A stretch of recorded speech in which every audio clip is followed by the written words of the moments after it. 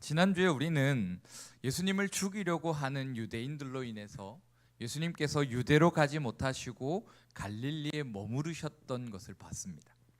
그런 예수님을 보면서 예수님의 형제들은 예수님을 향해서 무엇라 얘기했어요? 바로 네가 능력이 있다면, 그리고 네가 하나님의 아들이라고 말한 것처럼 진짜 네가 하나님의 아들이라면 사람들에게 드러내놓고 다녀라 라는 거예요.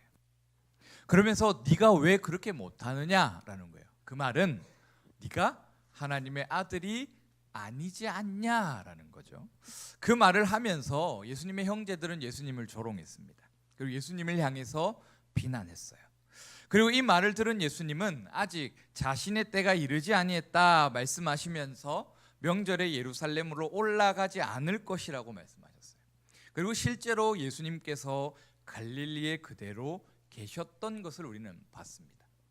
자, 그런데 지난주 말씀의 후반부에 이르러서 갑자기 예수님께서 명절의 중간이 되었을 때 예수님은 자신의 형제들에게 말씀하신 것과는 다르게 예루살렘으로 올라갑니다.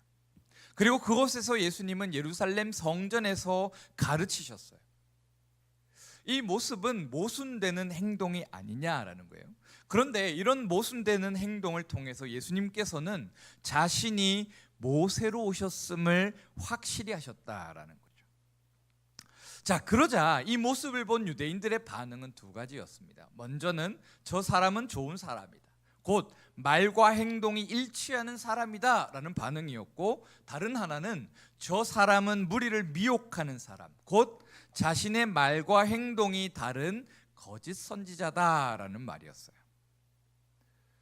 그리고 유대인들이 이토록 예수님의 가르치심을 듣고 예수님을 향해서 죽이려고 했던 이유는 바로 이들의 불편한 진실을 예수님께서 드러내셨기 때문이었다라는 거였어요.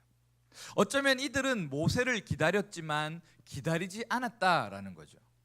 처음에는 탈로마에서 다시 자신의 하나님의 백성으로 하나님의 인도하심 속에 살아가는 삶을 살고자 했지만 시간이 지나면서 이 사람들은 점차 로마에 익숙해지고 로마도 자신들의 권력과 자신들의 문화를 존중해 주는 것을 보면서 큰 불편이 없어졌다라는 거예요. 그러다 보니 유대인들은 오히려 로마가 더 필요해졌다라는 거예요. 그동안 하나님의 인도하심 속에 살아왔다라고 하지만 어떻습니까?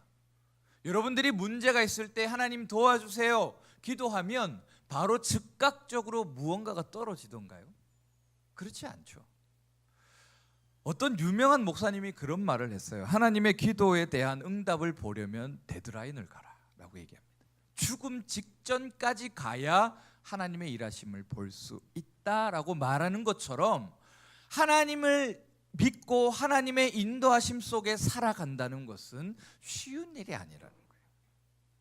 어쩌면 지금 로마의 식민지 속에서 탈로마화해서 지금 자신들의 삶을 구원해 줄 모세를 기다리고 있는데, 하나님을 의지하고 하나님의 백성으로 살아가겠습니다라고 하면서 살아왔는데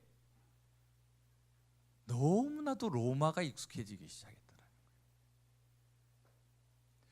이제는 이스라엘 백성들이 처음 왕을 구했던 것처럼 자신의 창고도 짓고 자신의 창고에 물건도 가득 쌓아놓고 또 자신이 로마와 좀 뭐라고 하죠? 관세? 중국어로는 관시인데 이거 뭐라고 하죠? 뇌물도 주고 그렇게 해서 자신의 자리를 자신이 지키는 것이 더 편하더라라는 거예요. 그러다 보니까 이 사람들은 로마를 싫어하지만 어떻게 하는 거예요? 로마에 빌붙어서 살아가고 있더라. 그렇게 유대인들은 로마를 싫어하지만 로마 없이는 살아갈 수 없는 자들이 되었다라는 거예요.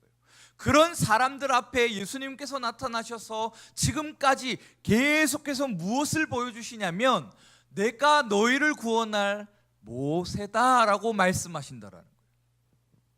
그리고 예수님께서 행하시는 것을 보니 참말이다라는 거예요. 이전까지 자칭 메시아들이 일어났을 때는 야 저기에 구원이 있다라고 해서 따라갔더니 패망이었어요. 패전이었어요. 모든 사람이 죽임당하고 그렇게 해산당하는 처지였는데, 지금 예수님께서 행하시는 기적과 말씀과 그 행동을 보니까 어떻다라는 거예요? 진짜 모세다. 진짜 모세다. 그런데 유대인들이 그런 예수님을 마주하고 있자니 무엇이 보인다라는 거예요? 너무나도 불편한 진실. 이제는 로마가 너무나도 필요하고 로마가 너무나도 익숙해서 없으면 안 될 것 같은데, 그런 로마로부터 우리를 분리하겠다라고 얘기하시니까 유대인들은 마음에 들지 않았다라는 거예요. 그래서 지난주에 예수님을 죽이려고 하는 사람들, 유대인들이 예수님을 죽이려 했다라는 거죠. 자, 오늘 본문은 지난주 본문에 이어서 계속되어집니다. 오늘 본문 14절을 보면 이렇게 기록해요. 이미 명절의 중간이 되어 예수께서 성전에 올라가사 가르치시니라고 말이죠. 그러면서 앞에서 우리가 지난주에 살폈던 10절부터 13절까지의 본문, 예수님께서 자신의 형제들에게는 올라가지 않겠다라고 하셨지만 10절에서 그 형제들이 명절에 올라간 후에 예수님도 몰래 올라가셨던 그 장면이 지금 더 구체화되어지고 뚜렷한 시간 기록을 통해서 보여주고 있다는 거예요. 이것은 매우 중요합니다. 왜냐하면 예수님께서 명절의 중간에 예루살렘 성전에서 가르치신 사건이 어떤 의미를 지니는가를 결정짓는 요소이기 때문에, 유대인들에게 있어서 초막절이라는 것은 없어서는 안 되는 아주 중요한 절기 중에 하나입니다. 우리나라가 설날과 뭐가 또 있어요? 추석이 있죠. 이 유대인들에게는 유월절과 초막절이 있습니다. 유대인들에게서 초막절은 8일간 진행되는 행사예요. 8일간 주일날 시작해서 주일날 끝나는 행사가 초막절입니다. 이 낮에는 큰 항아리를 가져다 놓고 실로암 못에서 물을 가져다가 계속 채우고, 밤에는 여러 개의 큰 촛대를 거의 막 기름을 가득 채워서 밤새 불이 탈 수 있도록 그렇게 불을 밝혀 놓는 게 이 초막절이에요. 그리고 다른 절기와는 다르게 이 초막절에는 굉장히 많은 제물이 바쳐집니다. 매일마다 14마리의 양이 바쳐지고, 그러면 일주일 하면 몇 마리예요? 일주일 하면 몇 마리예요? 98마리. 그렇죠. 빠르시네요, 계산. 그리고 염소가 2마리씩 바쳐져요. 송아지는 좀 특이한데, 송아지는 첫날에는 13마리, 점점 한 마리씩 줄여서 마지막 7째 날에는 7마리를 드려요. 전체가 몇 마리냐면 대략 한 180마리를 제물로 바칩니다. 7일 동안. 그런데 6월절에는 몇 마리를 바칩니까? 7마리 바쳐요. 매일 제사를 드려서 7마리를 바쳐요. 그 말은 뭐냐면 이 초막절이 유대인들에게 있어서 굉장히 중요한 말이라는 거예요. 어떤 절기보다, 어떤 축제일보다 굉장히 많은 양의 제물을 바치는 게 이 초막절이에요. 그런 초막절에 지금 예수님께서 어디에 계시다라는 거예요? 예루살렘 성전에 계신다라는 거예요. 유대인들이 초막절을 중요하게 여기는 이유는 또 있습니다. 왜냐하면 이때가 추수감사절과 맞물리기 때문이에요. 우리가 성경을 잘 찾아보시면 초막절에 또 다른 이름이 있어요. 뭘까요? 수는 맞았어요. 추수의 수는 맞았어요. 수머절이에요. 수머절. 뭐라고요? 뭐?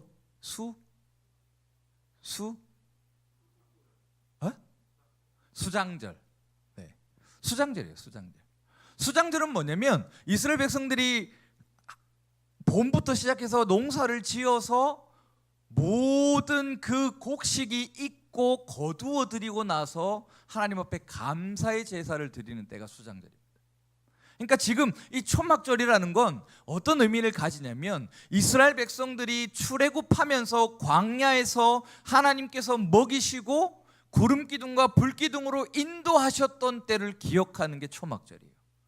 그리고 그 시기와 맞물려서 뭘 하냐면 하나님께서 자신들의 삶에 빛을 비추이시고 비를 내리셔서 곡식이 풍성히 자란 것, 자기들이 먹고 살게 된 것, 만나와 메추라기를 내리신 것으로부터 출발해서 시작되어지는 모든 추수의 감사를 이 수장절에 한다라는 거예요. 그러니까 이 유대인들에게 초막절이라는 것은 너무나도 중요한 때라는 거예요. 이때가 되면 유대인이라고 하는 모든 사람은 다 예루살렘으로 모입니다.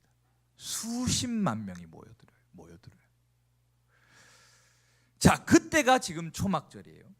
그런데 이 초막절에 지금 예수님께서 그것도 초막절의 가장 중간에 절정일 때 예수님께서 그곳에 계신다라는 거예요. 그것도 어디예요? 사람이 가장 많이 몰리는 그 성전에 계신다라는 거예요. 지금 앞에서 설정되어지는 배경이 초막절 중간에 성전에서 예수님께서 가르치신다라는 이 문구가 예수님께서 지금 어떤 일을 행하시려고 하는가, 왜 예수님께서 그곳에 서서 사람들에게 가르치셨는지, 그리고 예수님께서 단순히 그냥 가르치신 행동이 왜 모든 사람들로 하여금 놀라도록 하는지, 그리고 그 말을 들었던 사람들이 왜 두 부류로 갈리어서 예수님의 말을 평가하게 되는지, 이 모든 걸 결정짓는 단서라는 거예요. 그렇기 때문에 예수님께서 지금 초막절 중간에 성전에 서서 딱 말씀을 가르치실 때 유대인들은 단박에 알아차렸다는 거예요. 단박에. 뭘 알아차렸을까요? 초막절 정중간에 많은 유대인들이 모여있는 그 가운데에 예수님이 서서 말씀을 선포하시는 거예요.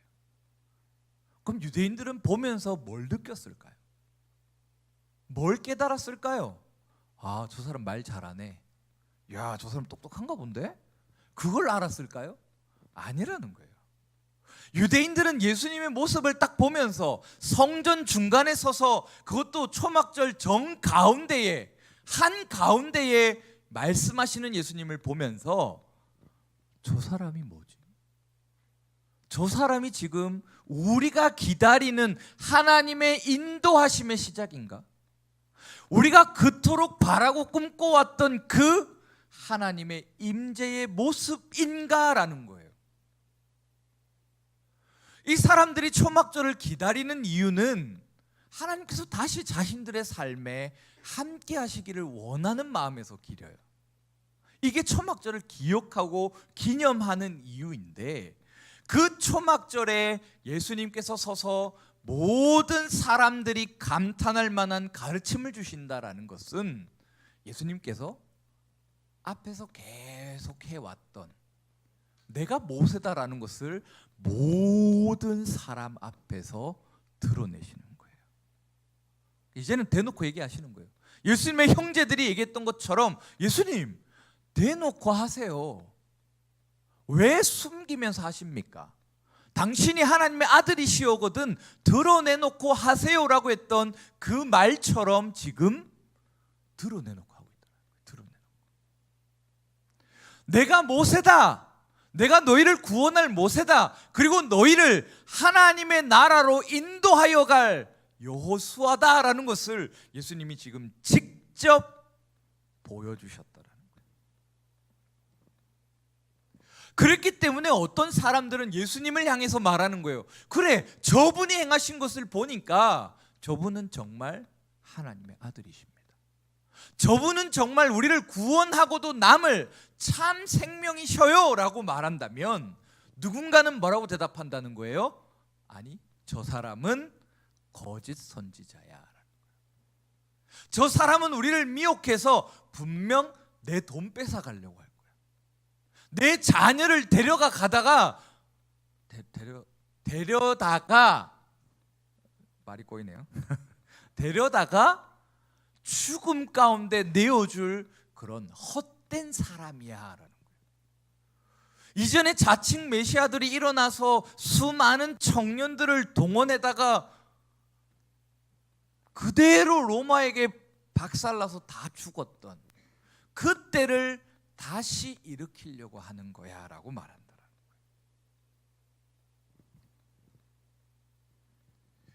오늘 본문은 그 앞에서 있었던 짧은 세 절을 더 상세하게 구체적으로 우리에게 보여줍니다.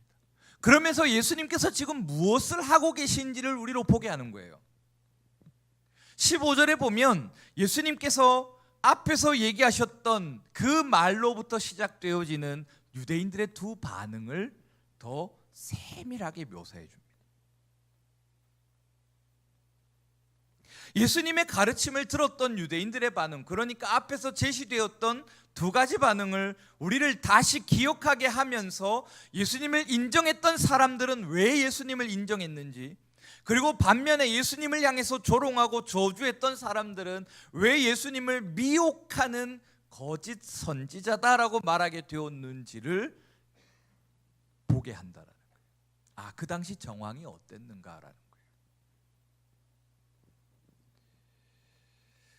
지금 15절에서 어떤 반응들이 생기냐면, 예수님께서 성전에서 가르치셨을 때에 유대인들이 놀랍게 여겨 이르되 이 사람은 배우지 아니하였거늘 어떻게 이 사람이 그를 아느냐라고 반응합니다.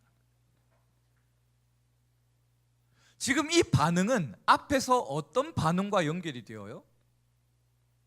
저 사람은 미혹하는 사람이다라는 반응과 연결됩니다. 지금 예수님을 저주하고 조롱했던 사람들의 그 속마음을 엿보게 한다라는 거예요. 왜 도대체 예수님께서 가르치셨을 때, 사실 생각해 보세요. 예수님이 지금 여기 앞에서 설교한다고 생각해 봐요. 여러분들이 어떤 마음을 가지고 어떤 생각을 가지고 예수님의 설교를 들으시겠어요? 다들 와 하지 않을까요? 그러지 않을까요? 아닐 수도 있지만 그렇지 않을까요? 그런데 지금 이 사람들은 도대체 왜 그런 능력이 있으시고 위엄이 있으시고 권위가 있으신 예수님의 설교를 들으면서 저 사람 미혹하네, 저 사람은 거짓말하고 있네 라고 얘기하느냐라는 거예요.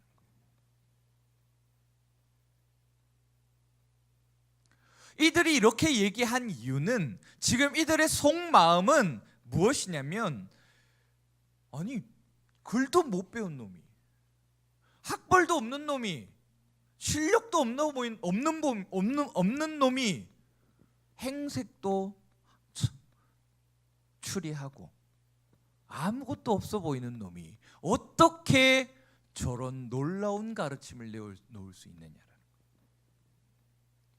이 당시 유대인들이, 바리새인들, 사두개인들, 서기관들은요, 바울이 그랬던 것처럼 유명한 학파에 들어가기 위해서 많은 돈을 냈어요.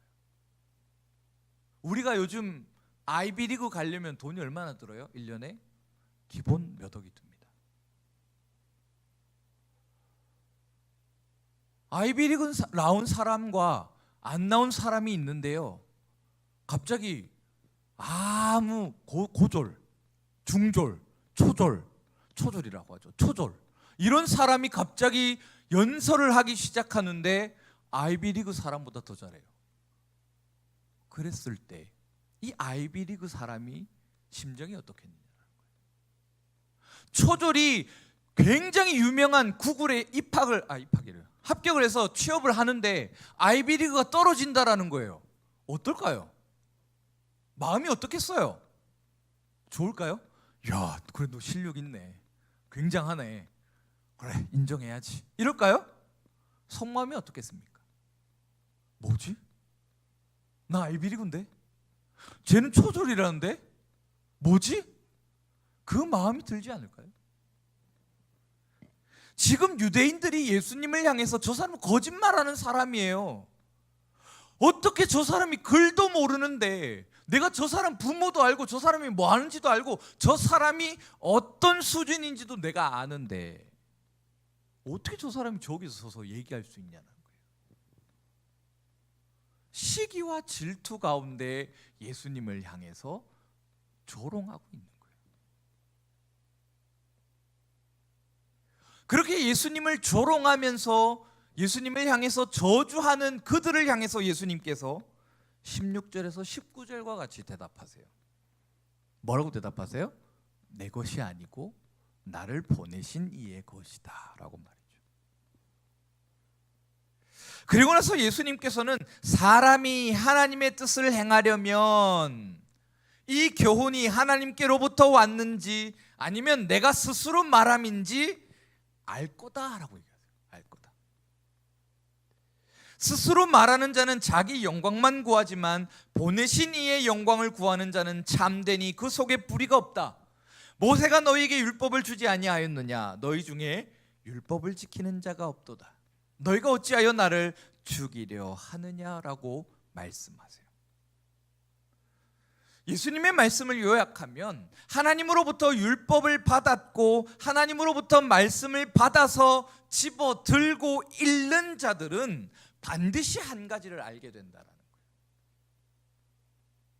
그것이 바로 예수님께서 하나님으로부터 보냄받으신 분이심을, 예수님께서 행하시는 기적과 예수님께서 전파하시는 말씀이 예수님의 것이 아니라 말씀으로부터 나오고 있다라는 것,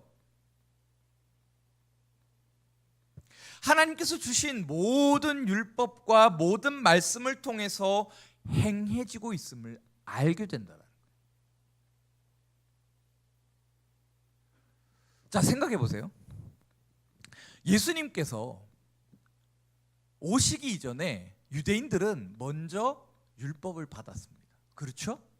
율법을 받았어요. 그죠? 모세오경을 받았잖아요. 모세오경이 예수님 오시기 전부터 받았던 거예요, 유대인들이. 그러면 예수님께서 하나님으로부터 보냄받았다라고 얘기하시면서 모세오경을 완전 반대의 행동을 하시면 예수님이 하나님으로부터 보냄받은 사람이라고 할 수 있습니까? 없죠. 그런데 반면에 유대인들이 받은 율법을 예수님께서 하나도 어기지 않으시고 다 행하신다면 어때요? 부정할 수 없다라는 거죠. 지금 이 사실을 유대인들도 알고 있다라는 거예요. 알고 있다. 율법을 집어들고 읽고 율법을 달달달달 외웠던 사람들이기 때문에 그냥 딱 예수님을 보면 저 사람은 모세와 같고 여호수아와 같고 모든 구약에 기록되어진 말씀이 그 속에 이루어지고 있구나, 모를 수가 없다라는 거예요. 말씀도 하나님으로부터 왔기 때문에, 그리고 하나님으로부터 보냄받은 예수님께서 행하시는 행동도 동일할 수밖에 없다라는 거예요. 지금 예수님께서 유대인들을 향해서 얘기하는 거예요. 너 율법 받았지? 율법 잘 알지? 그러면 내가 행하고 있는 게 어떤 행동이냐라는 거예요. 내가 행하고 있는 것이 율법을 반대하는 행동이니? 내가 행하고 내가 살아가고 내가 지금 이 땅에서 너희들 가운데서 보여주고 있는 모든 기적으로부터 시작해서 모든 말씀이 모세오경과 배척되는 게 하나라도 있니라는 거예요. 있습니까? 없어요. 없다는 걸 유대인들이 아는 거예요. 그러니까 유대인들이 예수님께서 성전에서 가르치실 때 놀라는 거예요. 아니, 이 사람은 글을 몰라서 토라를 읽을 수 없는데, 이 사람은 글을 모르기 때문에 모세오경을 집어들고 한 번이라도 읽은 적이 없을 텐데 어떻게 이 사람이 성전에서 선포하는 말씀이 이 구약 성경 전체를 꿰뚫는 핵심을 말씀하시는가? 지금 예수님은 그것을 보여주시면서 유대인들에게 얘기하시는 거예요. 너희 비교해라. 내가 말씀에 하나라도 위배되는 것이 있다면 나는 자기의 영광을 구하는 자이겠지만, 내가 하나님께서 주신 그 율법 안에서 전혀 다르지 않다면 나는 하나님으로부터 보냄받은 자라는 거예요.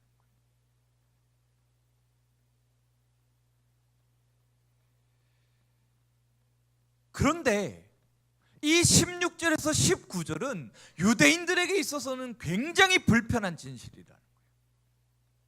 지금 예수님께서 유대인들의 그 조롱에 뭐라고 반박하셨어요? 말과 행실이 하나님의 뜻과 내 행동이 똑같냐 안 같냐, 그걸 가지고 분별해라 라고 얘기하셨잖아요. 그죠? 그 말은 유대인들에게 다시 들려졌을 때 굉장히 불편한 진실이기 때문에, 지금 예수님께서 19절에 뭐라고 얘기하셨어요? 너희가 모세로부터 율법을 받았지만 율법을 지키는 사람이 있다 없다? 아무도 없다. 지금 유대인들은 율법을 알아요. 율법을 너무나도 잘 알아요. 그런데 아무것도 안 지켜요. 율법의 두 가지 정신이 뭡니까? 쉽게 설명해서, 율법에 수많은 것이 있지만, 하나님을 향한 조항이 있고 사람을 향한 조항이 있지만, 그 두 가지 정신, 두 가지 모든 것을 꿰뚫는 율법의 정신이라고 했을 때 하나님 사랑, 이웃 사랑이잖아요. 지금 유대인들에게 있어서 하나님을 사랑합니다 라고 하는 말은 있는데 그 말이 이웃을 사랑하는 것으로 나타나지 않는다라는 거예요. 네, 민첩했어요. 지금 유대인들은 자기들이 하나님을 사랑합니다라고 하면서 반드시 나타나야 하는 이웃 사랑이 없다라는 거예요. 그 대표적인 예가 뭡니까? 고르반이잖아요. 고르반. 하나님께서 내 부모를 공경하라 하셨어요? 안 하셨어요? 하셨죠. 십계명에 있잖아요. 그죠? 그런데 유대인들은 하나님께 모든 것을 드렸습니다. 나는 하나님을 사랑하는 것에 열정을 다해서 쏟아 부었어요. 그렇게 얘기하면서 아무것도 줄 게 없다라는 거예요. 부모한테. 나는 부모님을 공경할 수 없어요 라고 얘기한다라는 거예요.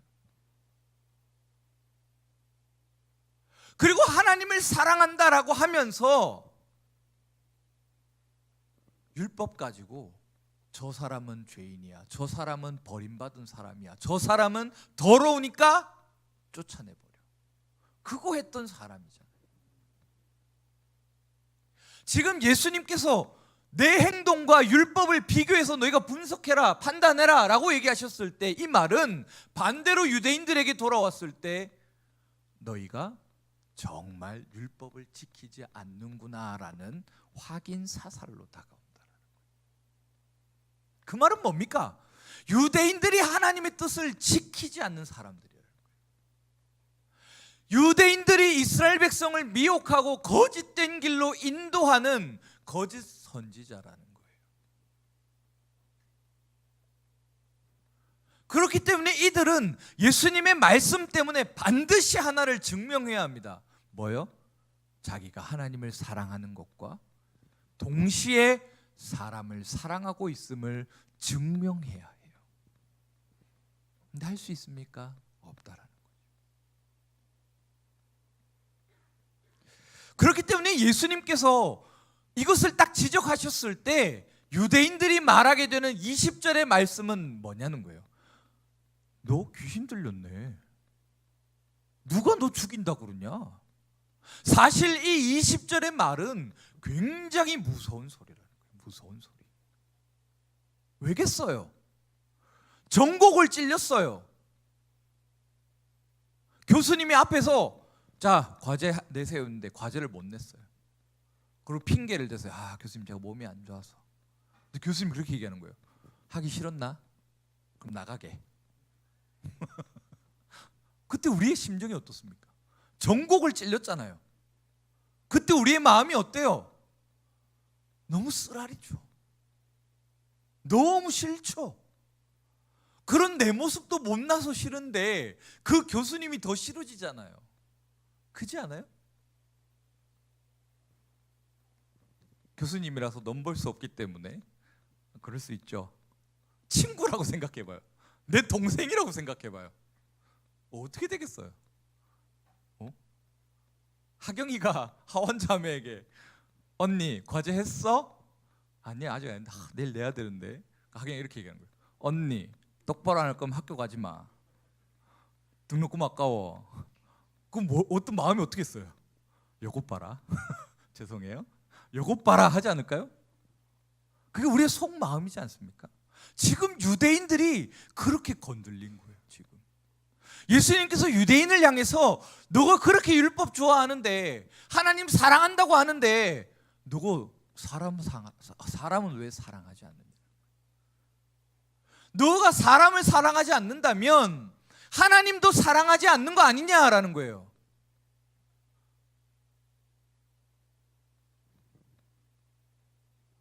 그 말은 너희가 지금 거짓 선지자구나. 그 말은 또 뭐예요? 내가 너희로부터 이스라엘 백성을 구원하러 왔다. 로마가 아니라 유대인 너고로부터 내가 이스라엘 백성을 구원할 거다라는 말이에요. 무섭지 않습니까? 자, 그런 말을 듣고 보니 유대인들이 빡치기 시작하는 거예요. 마음이 너무 쓰라린 거예요. 이것 봐라. 글도 못 배운 사람이, 이것 봐라. 아무것도 모르는 놈이. 그렇게 지금 유대인들이 예수님을 향해서 너 귀신 들렸구나 라고 얘기하는 거예요. 너 귀신 들렸구나. 그 말은 뭡니까? 유대인들에게 있어서 귀신이라는 존재는 저주받아서 파멸을 향해 가는 자예요. 거라사 광인을 한번 생각해 보세요. 거라사 광인이 유대인들이 가까이 했습니까? 병든 자들, 중풍병 걸린 사람을 유대인들이 안아주고 같이 해주고 그 사람 치료하려고 뭘 도와줬습니까? 아니에요. 어떻게 했어요? 저 귀신 들렸다. 귀신 들렸다. 그래서 쫓아내잖아요. 너 혼자 아프다가 죽든지 말든지 네 알아서 해라. 우리한테는 옮기지 마라. 그렇게 분리하고 구별해내는 것이 귀신이라는 거예요. 귀신. 신명기 32장과 스가랴 10장, 13장을 보면 귀신이라는 존재를 어떻게 정의하고 어떻게 표현하냐면 쫓겨날 존재, 하나님의 진노 아래에서 멸망할 존재로 묘사해요. 그런 존재를 지금 누구에게 덧입히는 거예요? 예수님에게. 잘못은 자기들이 해놓고 예수님을 향해서 얘기하는 거예요. 저 귀신 들렸다. 비열한 행동 아닙니까? 유대인들이 지금 예수님을 향해서 당신은 귀신 들렸구나, 누가 너를 죽이려고 하느냐라고 이 하는 말은 정말 비열한 행동입니다.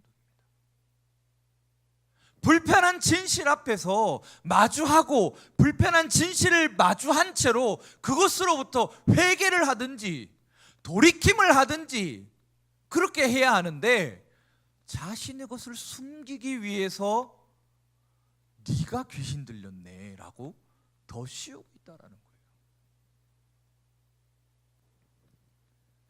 왜 이 사람들이 그렇게 행동했을까요?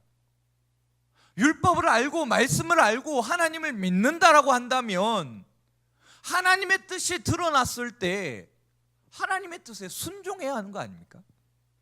그게 마땅한 행동이 아닌가요? 여러분들이 부모님한테 혼났을 때 바락바락 대듭니까? 물론 대들긴 하죠. 왜요? 내가 그랬어요 하죠. 그런데 그럼에도 불구하고 마지막에 최종적으로 어떻게 행동합니까? 부모님의 권위 아래 머리를 숙이잖아요. 그게 우리가 안 하나요? 그렇지 않아요? 그렇게 하셔야 돼요.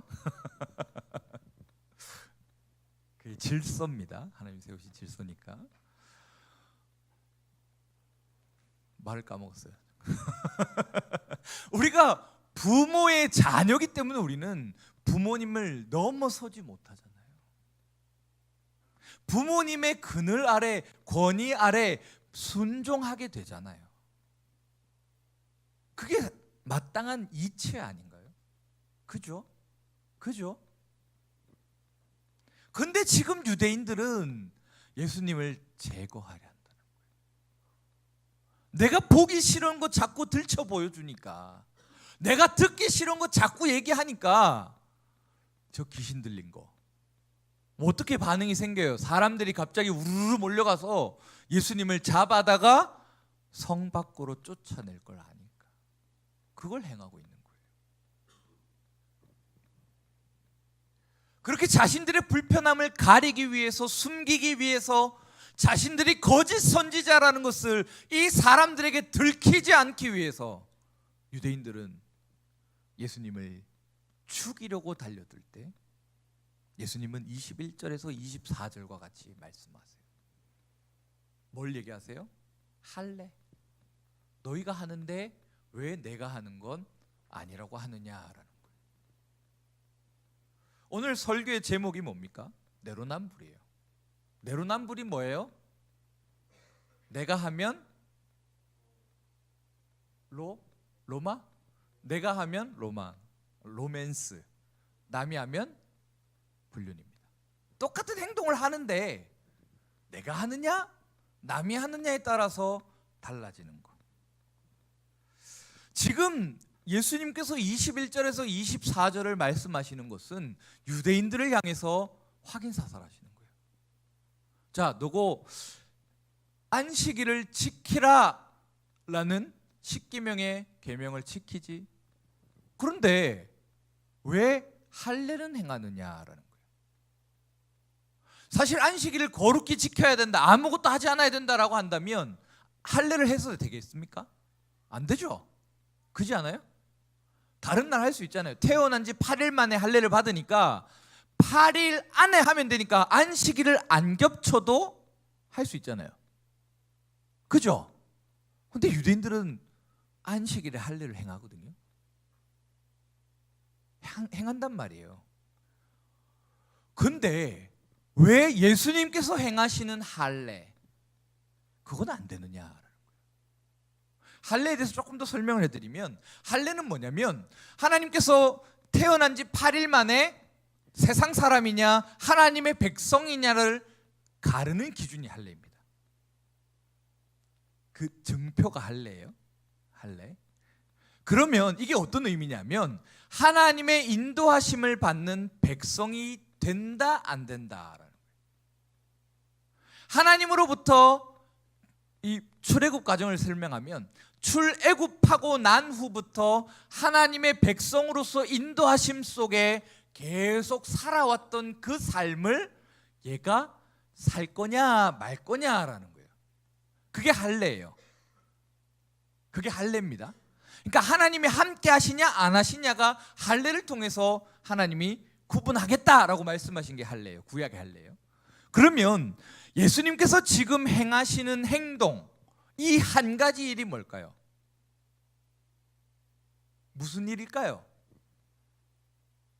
고아와 과부들과 죄인들과 함께 식사하시는 거예요.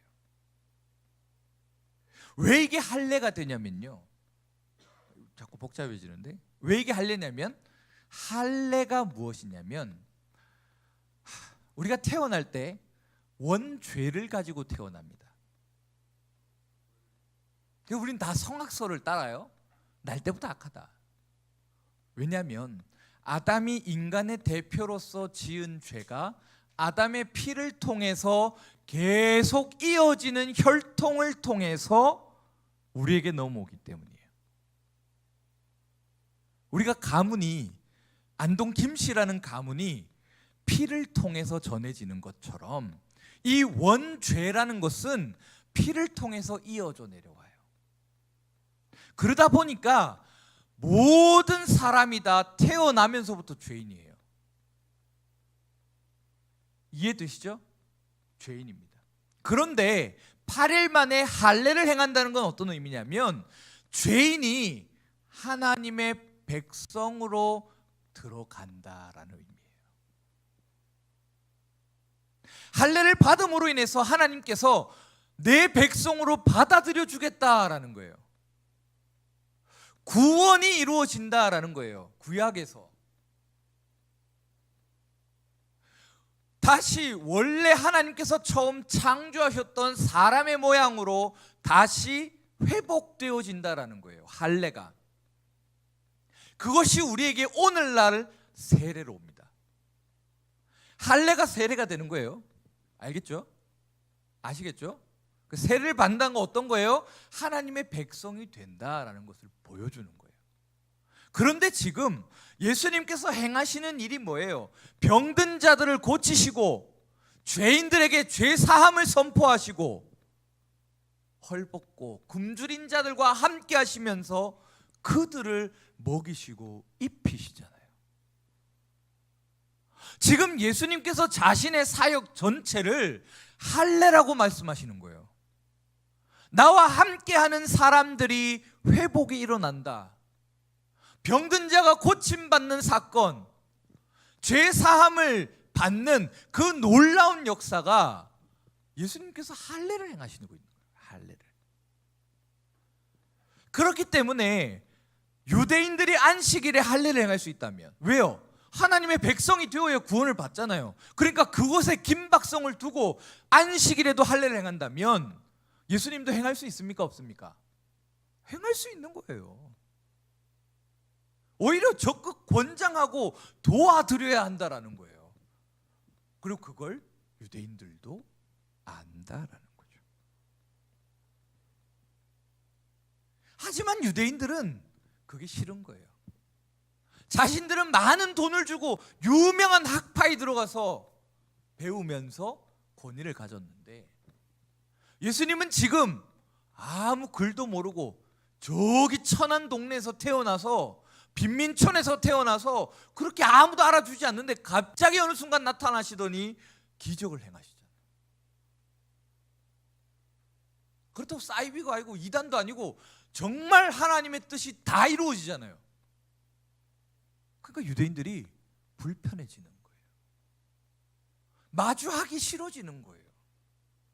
그러면서 뭐가 드러나냐면 예수님을 이 유대인들이 인정하게 되는 순간 자신들이 그동안 착취했던 것들, 거짓 증언에서 빼앗았던 것들, 그동안 부모를 섬기지 않고 공경하지 않아서 자신들이 누렸던 것들, 하나님 팔아다가 자기 배불렸던 것들이 다 드러나니까 그거 못해서 지금 예수님을 죽이려 하고 있는 거예요. 오늘 본문은 그 유대인들을 고발합니다. 자기들이 던진 것에 자기들이 걸려들도록 만들고 있어요. 그런데 우리는 어떻냐? 오늘 본문은 우리를 고발합니다. 저와 여러분을 고발합니다. 우리는 이것은 한다라고 하면서 정작 우리가 해야 할 중요한 것, 성도로서 우리가 말씀 앞에 서고 기도하기에 힘쓰고 하나님의 자녀로서 서로 사랑하는 일에 충성을 다하고 있느냐라고 물어요. 나 예배 드렸는데, 내가 30년 신앙했는데, 내가 말씀 몇 독 했는데, 그런 우리를 향해서 내가 신학책 수십 권 읽었는데,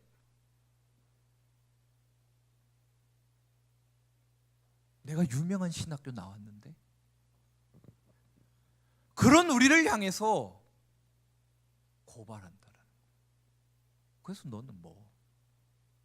네 안에 하나님을 사랑함이 있고 이웃을 사랑함이 있느냐라는 거예요.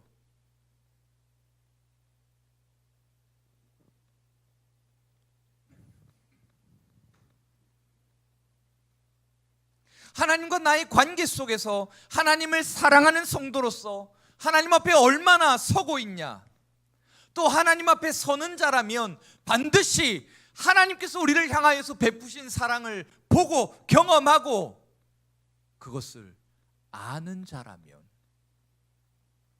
우리는 반드시 내 옆에 있는, 내 주변에 있는 사람들을 향해서 그렇게 행해야 하는데 얼마나 하고 있느냐라는 거예요.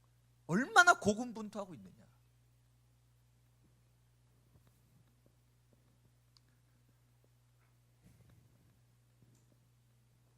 우리가 늘 하는 생각이 뭡니까? 주일 예배 드렸으니까 일주일은 내 마음대로 좀 살아보겠습니다. 주일에 교회에 다녀왔으니까 성경은 잠시 덮어두고 기도도 잠시 생략하고 그렇게 살아가지 않습니까? 우리가 그런 우리를 오늘 사도 요한은 고발한다라는 거예요. 말씀 앞에서 우리를 찔러 쪼개고 있다라는 거예요.